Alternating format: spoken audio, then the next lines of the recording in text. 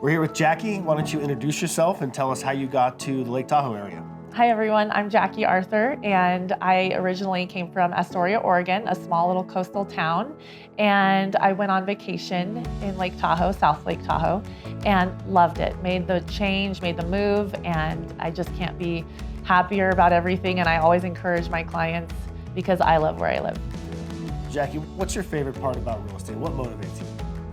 I think my favorite part about real estate is it's always changing. It's always different, it's always new. The clients are different, the personalities are different, the challenges, and I get bored easily. So it's fun. It's a fun interacting with everybody and learning how to be better at your craft. So let's say we have a family with kids. What's some advice you could give to the buyer if I'm looking to buy a property from you? What's some simple advice you'd like to give? I think some simple advice for buyers that are new to the area is, what are they wanting? What is their lifestyle? Are they beach people? Are they skiers? And what's so great about South Lake is people get really stuck on being close to one or the other, but we're close to everything. So, it's really like, oh, if you're gonna have to drive 5 minutes, what's another 5 minutes to get the house you want?